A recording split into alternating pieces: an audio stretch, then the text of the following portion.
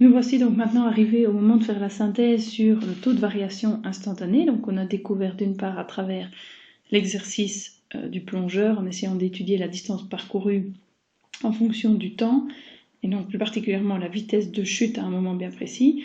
Et puis ce qu'on a découvert, on l'a retranscrit, on l'a appliqué au tout premier exercice du cours, c'est-à-dire à la croissance de développement, à la vitesse de développement d'une bactérie. Donc, ce qu'on vient de découvrir, c'est ce qu'on appelle le taux de variation instantané à un moment bien précis, ou en un point bien précis de l'axe des x, ici, x égale a.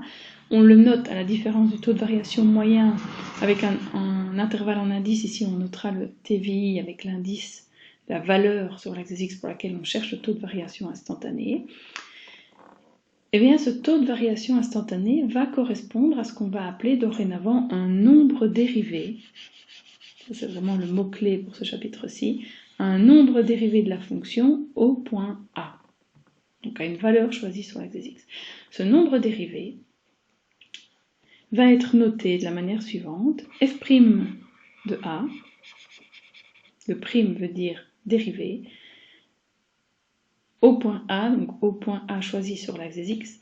Ce nombre dérivé, c'est exactement la même chose qu'un taux de variation instantané en un point A de l'axe des x, et on le calcule en calculant la limite quand h tendant vers 0. Je vous rappelle que le h, c'est l'intervalle qui sépare deux points sur l'axe des x, donc je fais en sorte que ces deux points se rapprochent de plus en plus l'un de l'autre. Eh bien, c'est cette limite quand h tend vers 0 de la différence des images, donc l'image de A plus H moins l'image de A sur H. C'est toujours la même chose depuis le début, on a déterminé le taux de variation moyen, de là on est passé au taux de variation instantané, qu'on appelle dorénavant aussi le nombre dérivé en un point. Alors vous voyez, vous avez un lien vers une vidéo, elle se trouve aussi dans le Geniali, un petit peu plus loin dans le module. Cette vidéo, elle illustre très bien ce qui est ici figé sur votre feuille, à savoir que si le taux de variation moyen, ça représente la pente d'une séquente, qui a été représentée ici en violet, et que on s'arrange pour que la distance entre le point A et A plus H devienne de plus en plus petite, autrement dit, on va faire en sorte que le point B se rapproche progressivement du point A. Vous allez avoir différentes étapes, vous allez avoir une étape quelque part ici avec une séquente qui va ressembler à ceci, puis si le point B continue son chemin, vous allez avoir une nouvelle séquente un petit peu plus loin qui va se rapprocher de ceci, et ainsi de suite.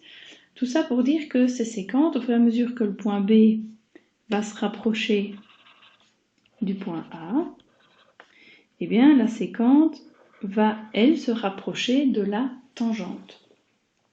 Et donc de la même manière qu'on avait défini une séquente tout à l'heure, eh bien la tangente, elle aura pour équation y égale la pente, écrite un petit peu différemment de nouveau, mais l'idée y est toujours, c'est le fameux m de votre expression y est égal à mx plus p, comme vous avez défini les droites en troisième, avec les taux d'accroissement, fois x moins a, donc la différence des abscisses, la variable x et l'abscisse choisie ici pour calculer le nombre dérivé, plus l'image de a.